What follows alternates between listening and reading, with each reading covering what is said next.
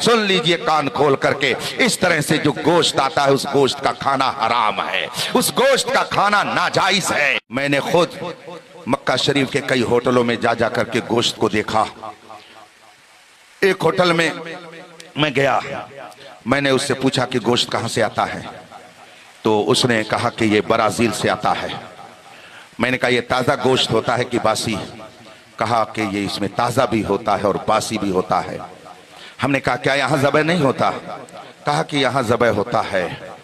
ہم نے کہا کہ تو آخر یہاں جو ذبح ہوتا ہے اسے کیوں نہیں آپ خریدتے ہیں، اسے کیوں نہیں آپ بناتے ہیں؟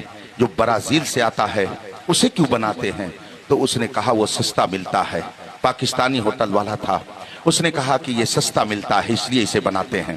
میں نے اس سے کہا کہ اگر مکہ شریف کے مذبح میں یہاں کے سلیٹر ہاؤس میں جانور ذبح کیا جائے گا تو اس پہ تو کم خرچ آئے گا، امپورٹ کا ایکسپورٹ کا خرچ بچ جائے گا۔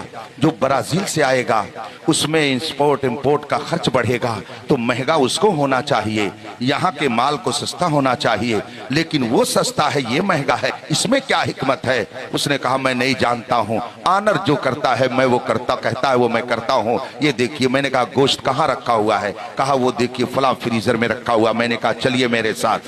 میں گیا اس کے ساتھ، اس نے فریزر کھولا دکھایا تو برازیل کے گوشت کا پیکٹ رکھا ہوا تھا، مرغیاں اس سے پیک کی ہوئی تھیں اور اس کے اوپر لکھا ہوا تھا حلال۔ میں نے کہا یہ حلال اس پر لکھا ہوا ہے تو کیا برازیل کے مسلمان اس کو ذبح کرتے ہیں؟ کہا یہ سب میں نہیں جانتا۔ میں نے کہا چلیے کوئی بات نہیں ہے، یہی آپ کھلاتے ہیں؟ کہا ہاں یہی پکتا ہے اور لوگ یہی شوق سے کھاتے ہیں۔ سن لیجئے کان کھول کر کے، اس طرح سے جو گوشت آتا ہے اس گوشت کا کھانا حرام ہے، اس گوشت کا کھانا ناجائز ہے، اس لیے کہ گوشت کھانے کے لیے بڑی شرطیں ہیں۔